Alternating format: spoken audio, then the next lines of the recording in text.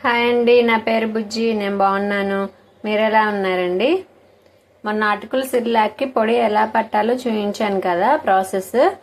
అది ఎలా బాయిల్ చేయాలి అని అనేది ఇప్పుడు మీకు చూపిస్తాను. నేనైతే ఒక 3 స్పూన్స్ కానీ 4 స్పూన్స్ కానీ తీసుకుంటానండి. మీ ఇష్టం, అది ఎంతైనా తీసుకోవచ్చు. పిల్లలు తినేదాన్ని బట్టి చూసుకొని తీసుకోండి. ఈ స్పూన్తో తీసుకున్నాను. కొంచెం పోసుకోండి.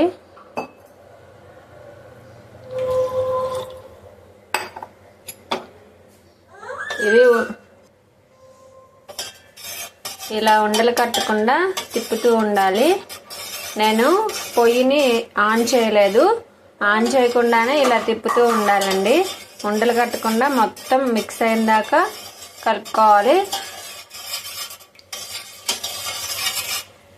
ఇలా కలుపుకున్నాక అప్పుడు స్టవ్ ఆన్ చేసుకోవాలి.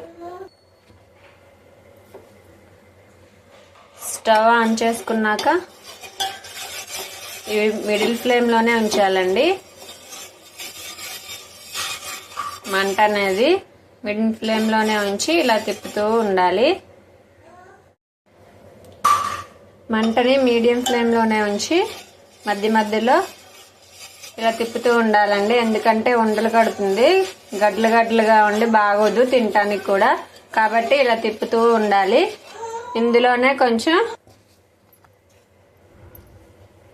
ఇందులోకి కొంచెం జీలకర్ర, వాము విడిగా పట్టిన పౌడర్ కొంచెం వేస్తున్నాను. ఇది పిల్లలకి చాలా మంచిది, డైజెషన్కి ఇంప్రూవ్ అవుతుంది. ప్రాబ్లమ్స్ ఏమీ ఉండవండి. కొంచెం వేసుకోండి.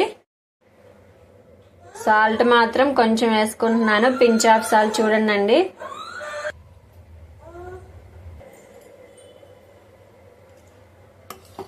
సాల్ట్, జీలకర్ర, వాము పొడి వేసాక ఒకసారి మళ్ళీ తిప్పుకోండి. మంటని మాత్రం మీడియం ఫ్లేమ్లోనే ఉంచండి. నేను 4 స్పూన్స్ తీసుకున్నాను. ఈ గ్లాస్తో 1.5 గ్లాస్ వాటర్ తీసుకున్నాను. ఇది కరెక్ట్గా సరిపోతుందండి. ఈ మెజర్మెంట్స్ కరెక్ట్గా సరిపోతుంది. మీరు కావాలంటే 1 or 2 స్పూన్స్ కొంచెం ఎక్కువగా వేసుకొని బేబీస్ని తినేదాన్ని బట్టి చూసుకొని వాటర్ కూడా అడ్జస్ట్ చేసుకోండి. సాల్ట్ మాత్రం తక్కువగా వేయండి. అంతేనండి. ఇలా 10 మినిట్స్ పాటు వదిలేసేయండి. కానీ మధ్యలో మాత్రం ఒకసారి తిప్పుతూ ఉండాలి. మధ్య మధ్యలో ఇంకొందండి. ఇలా కొంచెం దగ్గర పడ్డదాకా ఉడికించుకుంటే చాలు. ఇంకొందండి. ఇలా లైట్గా పల్చగా ఉన్నప్పుడే మనం స్టవ్ని ఆఫ్ చేసేసుకోవాలి. ఎందుకంటే ఇది గట్టి పడుతుంది తర్వాత చల్లారాక. గోరువెచ్చగా ఉన్నప్పుడు మనం బేబీస్కి తినిపించుకోవాలి. ఇది చాలా అంటే చాలా హెల్దీ అండి. ఒకసారి మీరు కూడా ట్రై చేయండి. ఈ వీడియో మీకు నచ్చినట్లయితే లైక్ చేయండి, సబ్స్క్రైబ్ చేసుకోండి, అండ్ మీ ఫ్యామిలీకి, మీ ఫ్రెండ్స్కి, కొలీగ్స్కి షేర్ చేయండి. Thank you for watching.